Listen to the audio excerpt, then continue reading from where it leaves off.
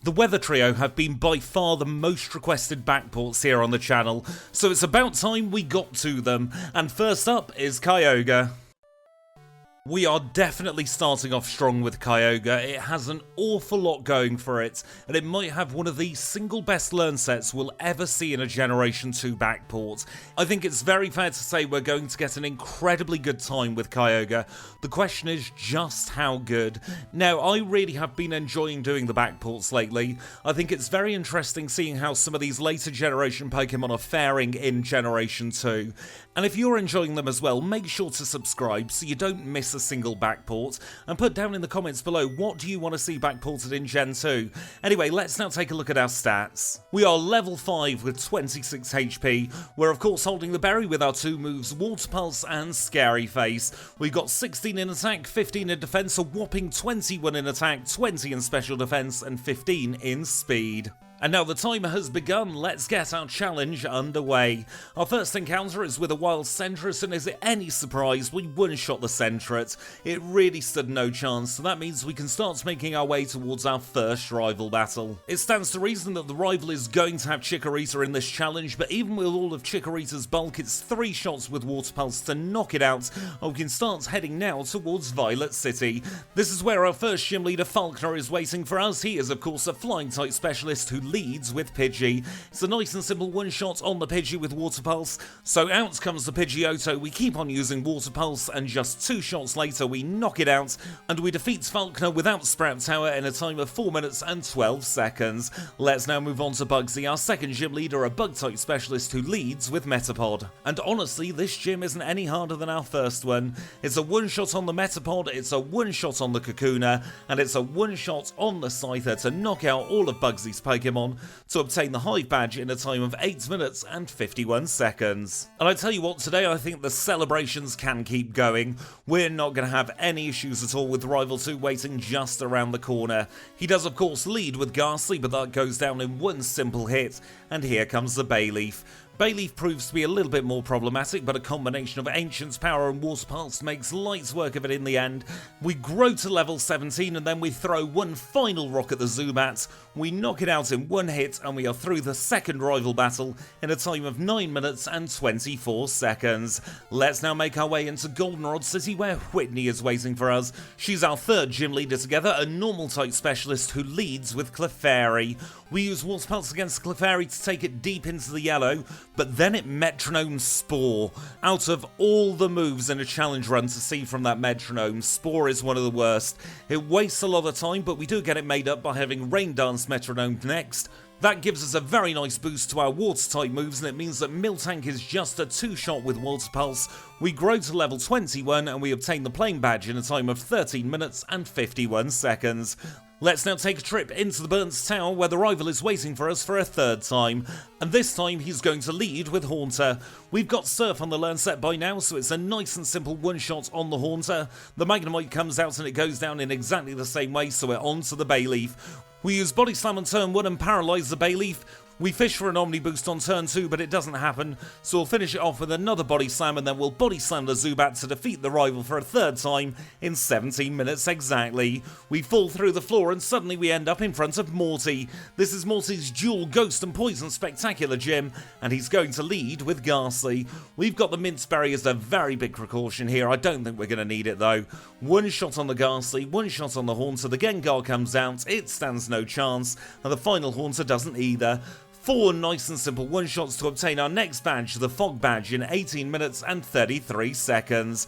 Let's now move on to Chuck, the fighting type specialist who leads of course with Primeape. The Primeape's going to be absolutely no issue whatsoever, a single Surf will dispose of that. Let's turn our attention to Poliwrath. We're going to use Body Slam on turn 1, it gets fully paralysed, a critical hit on turn 2 means that we can knock it out on turn 3. Our Minceberry kicks in, but here we learn the most important move of the challenge. We now have Calm Mind. That means we can now boost our special attack and special defense at will, and that's going to be huge. We won't need it for Jasmine though, this battle is going to be very simple. 2 surfs for the Magnemite, a critical hit on the second one which was very unnecessary, 1 more surf on the Steelix, we defeat Jasmine and obtain the mineral badge in 23 minutes and 7 seconds. Just 4.5 minutes later we end up in front of Pryce. He is of course the Ice type specialist who leads with Seal. We've got an ancient power for the Seal, it doesn't do too much but 2 shots knocks it out, and here comes Dugong. It's going to be another 2 shots against the Dugong with ancient power, and the final Pokemon is Piloswine. We'll swap Surf because it's super effective, we knock it out in 1, we grow to level 34, and we say thank you Pryce for the Glacier badge in 27 minutes and 52 seconds. 7 badges in under half an hour is unheard of. Let's now take on the rival for the 4th and penultimate time. This again is going to be a sweep. Golbat's a one-shot, Magnemite is also a one-shot. Here comes Meganium, we've got Ice Beam now so it's goodbye to the dinosaur, and we can finish off his last couple of Pokemon. Haunter's no issue, neither is Sneasel Pleasel, it gets off a quick attack doing a whole 8 HP of damage. That's all the rival could muster up against us, 34-46 for the rival 4. Let's move on to Claire, she is our final Jotonian gym leader, a Dragon type specialist who leads with Dragonair but it's already gone down. We'll use Ice Beam against the next 2 Dragonair as well, and we can turn our attention over to the Kingdra. We've got to try and prevent a healing loop with this Kingdra, so we're going to use Return on turn 1 as it paralyzes us with Dragon Breath. We get hit by another Dragon Breath, but we're not fully paralysed, we knock it out in 1 shot, and that is of course Claire's badge, the Rising badge, in 41 minutes and 11 seconds. We are unstoppable at the moment. Let's now make our way towards the Elite Four, and as we are nearly there, we get ambushed by the rival for a 5th time. Sneasel Pleasel doesn't manage to hit us this time and we knock it out with 1 Earthquake. We'll do the same against the Magneton to make sure that goes down quickly. We'll swap to Ice Beam for the Meganium and that's a nice and simple one-shot as we grow to level 44. We'll continue with the Ice Beam against the Golbat to take care of that in 1. The penultimate Pokemon is Haunter. Now I misclicked here, so instead of taking the battle from the start, I decided to use the rewind function. Because this is Backport, it's not going on the main run leaderboard, that's absolutely fine. We knock out the Haunter, we knock out the Kadabra, and we are through the rival in a time of under 44 minutes. Let's now say thank you to the HM friends. So it's a big thank you to Kenya, Abra, Psyduck and Paris. You've all been a great help in the Johto region, get yourselves some well-deserved rest. Well, Kyogre prepares to take on the Pokemon League. I can tell you we won't need those 4 full restores, far from it. Let's take a look at our stats. 151 HP at level 44, holding the Scamulet coin with Surf, Calm Mind, Earthquake and Ice Beam. 121 in attack, 111 in defense, 168 in special attack, 159 in special defense, 111 in speed. Those of course are the out of battle stats. Will get a big buff in battle, not that we need them. As we'll see now against Will, he's our first league member, a psychic type specialist who leads with Xatu. Xatu goes down in 1 shot so he sends out Executor. We've got Ice Beam and make light work of the Executor as we grow to level 45. We decline the option to learn Hydro Pump because Surf is better damage per turn on average. Let's take out Jinx with an Earthquake and here comes Slowbro. Slowbro's probably one of very few Pokemon that can slow us down, so we're going to Calm Mind a few times. I decided to fish to see how much damage we'd do with Earthquake and instantly regret it because we end up being paralysed by Body Slam. So that's going to be slowing this battle down ever so slightly. We're not in any danger of fainting against the Slowbro though, and now the Xatu comes out. We get a critical hit from Psychic taking us down to 29, but it's not enough for Will and we get through him in 44 minutes and 50 seconds. Let's take on Koga, the Poison type specialist who leads with Ariados. We're going to use Surf against the Ariados to take it out in 1. We'll also use Surf against the Venomoth and take that out in 1. And here comes Fortress. Fortress is just free setup on turn number 1. We'll only need 1 Calm Mind to guarantee 1-shots from here, so we'll take it out with the Surf, we'll do the same against the Muck, and the final Pokemon is Crobat. 1 last Surf takes care of Koga once and for all, and we are through him in a time of 45 minutes and 26 seconds. Bruno's not going to prove to be any problem either. He's our 3rd league member, a fighting type specialist who leads with Hitmontop, and Hitmontop is just free setting up. We're going to use Earthquake when it's underground to knock it out, and then we can get to sweeping the rest of his Pokemon. We'll take our 1 bit of guaranteed damage, courtesy of Mach Punch, and then we'll surf away the Hitmonchan. We surf away the Hitmonlee as well. Surf is a nice and simple 1-hit on Machamp, we grow to level 47, and then we take out Onyx. That was Bruno, all taken care of in a time of 46 minutes and 3 seconds. A little bit of prep work later and we're in front of Karen. She's a Dark-type specialist who leads with Umbreon.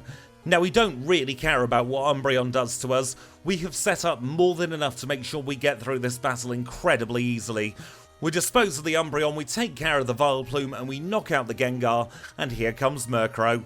We'll use Surf to save a bit of super effective text against the Murkrow. The final Pokemon is Houndoom. We don't miss our Surf, we knock it out in one, and we grow to level 48 and defeats Karen in 46 minutes and 52 seconds.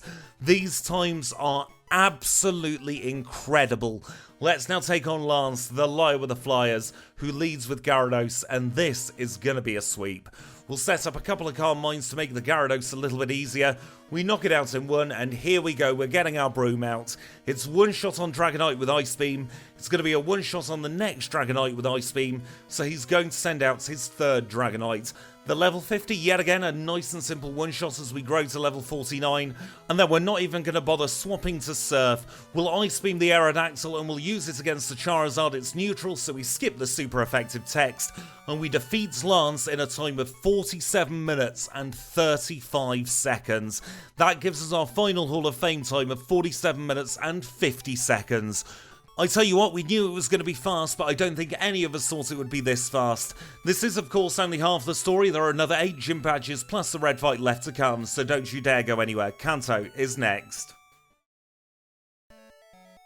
And we rejoin the action here in Vermilion City, where the first thing we do in Kanto is the last thing we do in Johto. We're going to get another rare candy, this time from the chairman of the Pokemon Fan Club. With that safely tucked away in our bag for another challenge, I am more than pleased to announce that Kyogre is definitely capable of taking on our standard Cantonian routing. So we're going to start off at Surge, make our way to Erica, we'll take on Janine next in Fuchsia City, we'll go back to Saffron City to take out Sabrina, up to Cerulean for Misty, then it's Brock in Pewter, Blaine in Cinnabar, and Blue in Viridian, and then it'll be time for the red fight. And of course, if you do want to skip ahead to the blue fight, that's going to be happening at around about 14 minutes and 15 seconds. For everybody else who wants to stick around, let's now sit back, relax, and have our standard Cantonian chat. And one of the things I want to talk about in this particular chat is my reasonings for bringing Backports to you not only as streams, but as these pre-recorded videos as well. And a big reason is one I've mentioned a couple of times already recently. We are rapidly running out of original main series leaderboard challenges. We're around about 2/3 of the way through at this point, and that means I definitely have to slow down the pace of the main series leaderboard, just because I don't want to run out of content on the main leaderboard for a few more months. But that's only one of the reasons. Another big reason is I can go into a backported challenge with a completely different mindset. When I'm playing a main series challenge, I have to go in with the intention of getting the quickest possible time, and that puts a lot of pressure on me. I'm always thinking, am I doing the right thing at every single step of the way? And that does lead to some misplays because you overthink how you're playing. A lot of the time, gut instinct is the way to go. If you think something's going to be the right move, 99% of the time it probably is, especially when you've played the challenges as many times as I have. I dread to think how many times I've actually beaten Pokemon Crystal over the last 2 and a bit years. It's probably far many more times than I should ever care to admit. But with the backports, I can really just go in with a relaxed mindset. The stakes, at least at the moment where we've not got a very big backport leaderboard, are incredibly low, and that means I can afford to be an awful lot riskier.